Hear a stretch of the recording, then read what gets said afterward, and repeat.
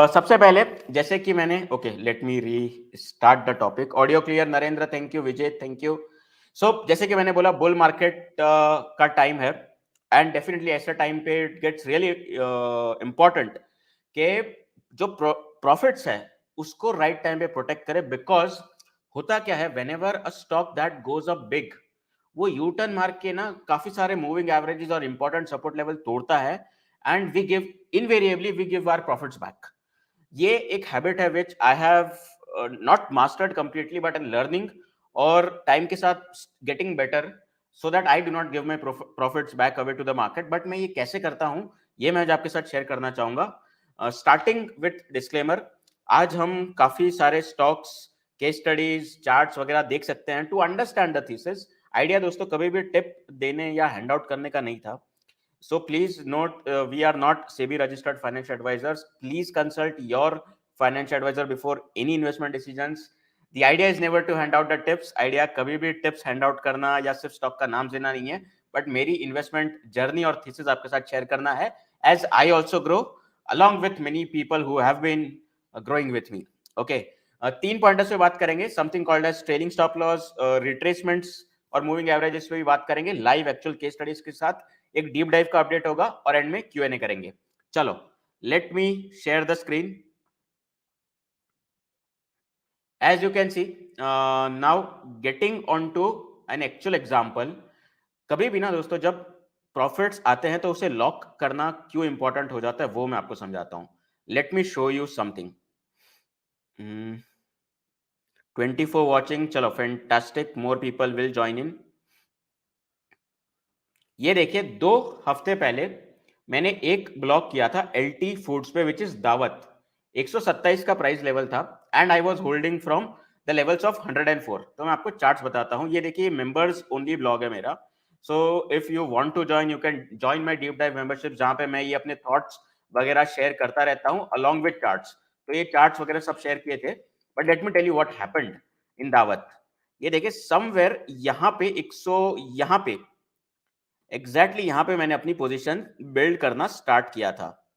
Late me show the range. यहां कहीं पे ये वाले, वेयर आई वाज सेंसिंग कि एक ब्रेकआउट आ सकता है। So the average price was around 106, 7, 8, 9, मतलब एग्जैक्ट नहीं पता, बट 105 के अराउंड की रेंज थी and this was the zone where I thought के profits the upside can be there. इस पे मैंने फंडामेंटल एनालिसिस भी किया था and obviously there was an upside also. So touch wood, this played out very well. In fact, यहाँ पे कुछ अच्छे खासे, I just एक रफ नंबर है, don't go with actual numbers or something like that.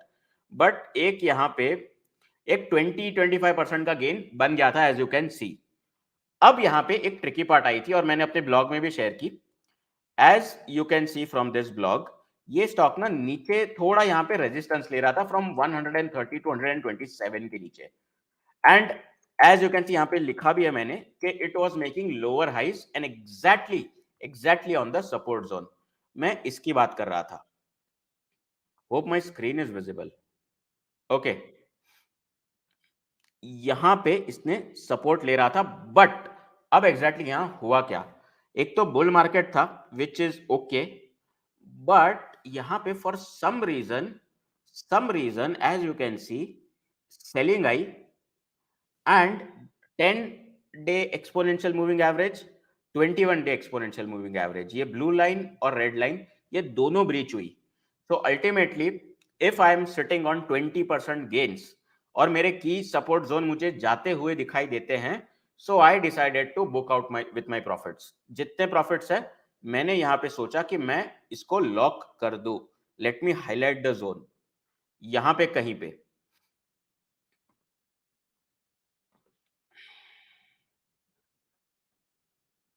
यहां पे, but as you can see वो एग्जैक्टली वैसे प्ले आउट नहीं हुआ। This is something called as a shakeout. नीचे नीचे गया तो stock, but weak hands exit हो गए।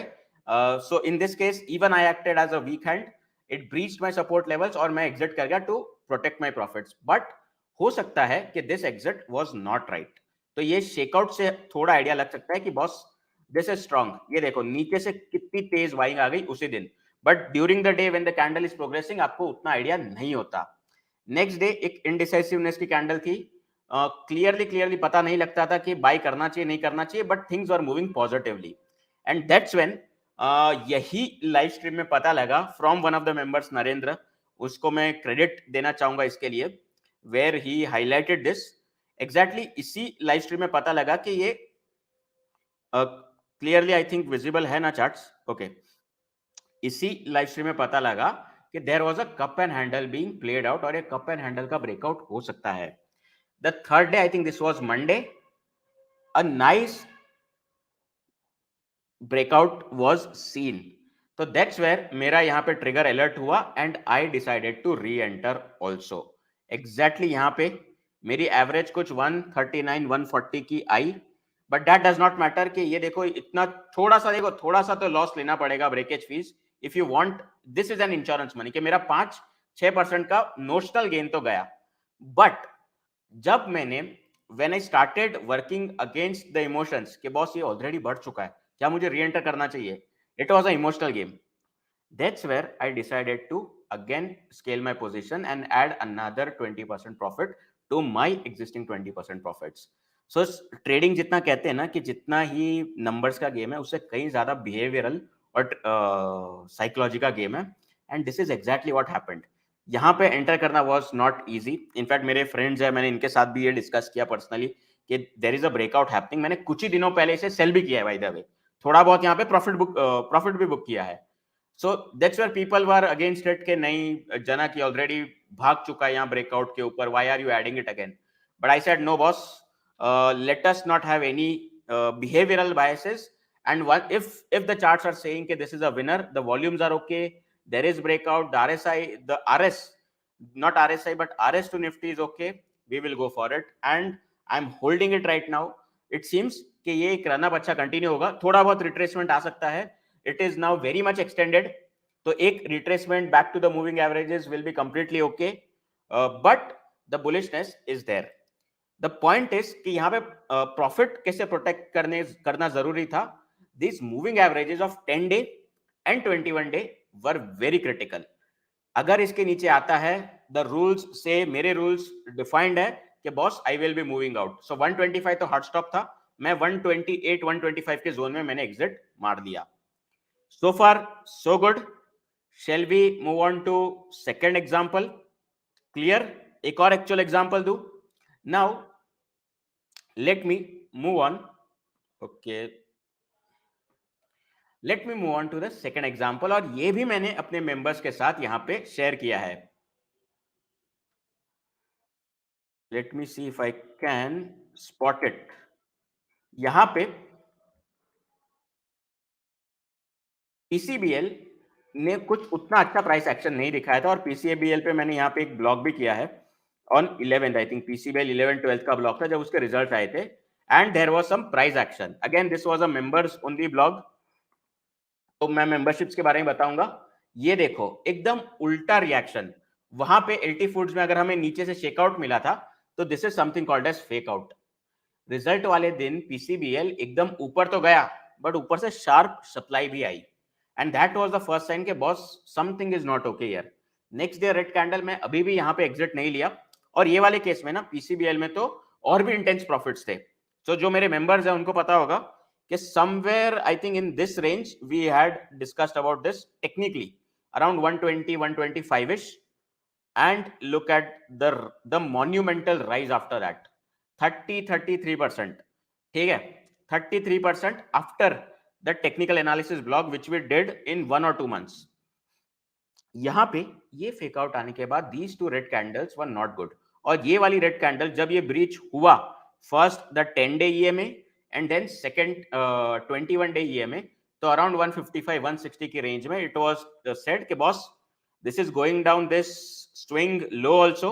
ये देखिए यहाँ पे ये स्विंग लो पे एक सपोर्ट तो लिया इसने bye the way, but the price action was not that promising. यहाँ पे अब वेटिंग पीरियड काफी बड़ा हो सकता है, ये स्टॉक एक कंसोलिडेशन में जाता हुआ मुझे लग रहा था, and this is exactly what is happening. So यहाँ पे मेरे 30% के गेन्स मैंने इमीडिएटली लॉक इन कर दिए, and as you can see वही कॉरेस्पॉन्डिंग पीरियड में एलटी फूड्स में the profits were decent.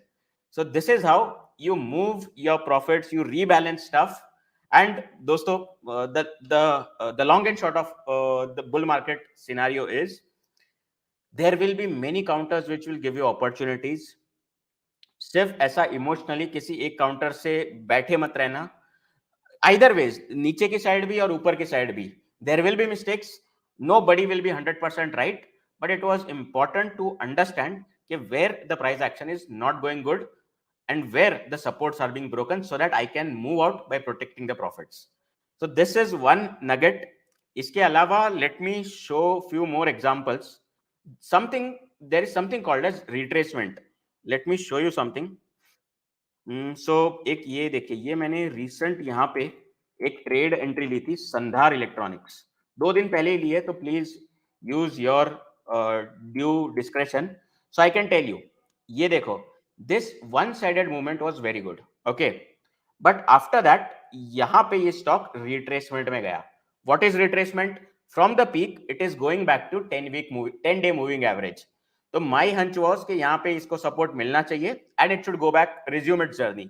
So I spotted something like this, by the way, but वो एग्जैक्टली ऐसे प्ले आउट नहीं हो रहा है.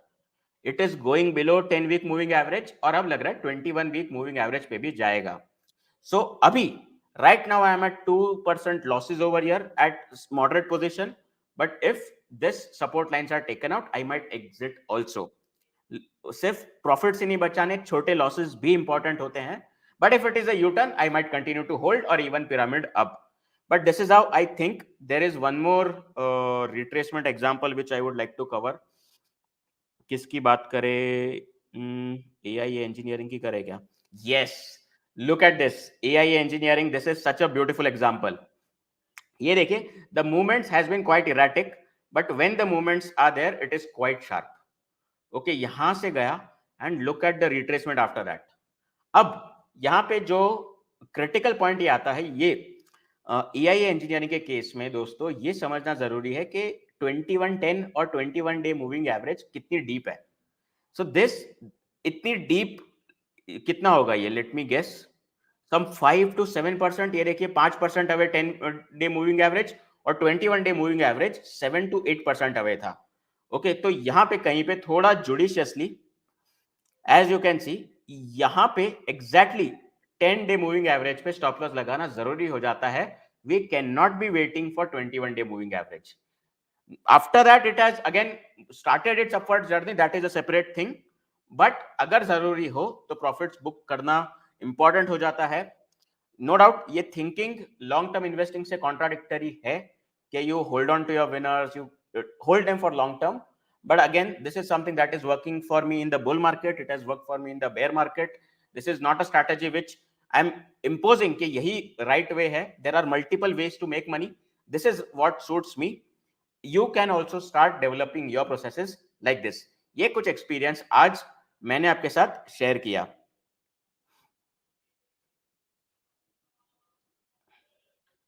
Vishal, thank you for the feedback. I am a techno fundamental guy. You may decide not to view technical charts and this is up to you. ठीक है, this is not a mandatory session for anybody. मतलब यार अब technicals दिखा रहे तो लोग को फंडामेंटल्स क्यों नहीं दिखा रहे, उससे प्रॉब्लम है ना. This is a choice, this is a democratic market. Okay, इसके बाद मैं आपको एक और चीज बताना चाहूंगा. Let me go to the channel now. So as you can see, ये सारी चीजें इनफैक्ट लास्ट जुलाई में एक हमने डीप डाइव भी हमारे मेंबर्स के लिए कवर किया है. Late me show you that video. ये देखिए, एक इलेक्ट्रॉनिक्स हाई ग्रोथ स्टॉक जो मुझे अंडर वैल्यूड लगता है and I am tracking that. मैंने वो जुलाई के लिए कवर किया है just 10 days ago. So this is one update which I have for deep dive members 1. Second thing is, अगर आप डीप डाइव मेंबरशिप ज्वाइन करते हो तो all these blogs are available to you जो मैंने अभी आपके साथ शेयर किए. आपको सिर्फ मेरे चैनल पे ज्वाइन बटन पे जाना है. You go to my channel, click on join button, there is something called as deep diver memberships, जहां पे मैं हर महीने एक स्टॉक पे detailed analysis including fundamentals and technicals cover करता हूं, where there is some semblance of valuations also. At the same time, I cover technical analysis के blogs which I've shared with you. So at the end of this live stream, hopefully A few more members will join in. We have a good, strong community of 150 plus members right now as I'm recording this, and continuously it is being added only. So now, friends,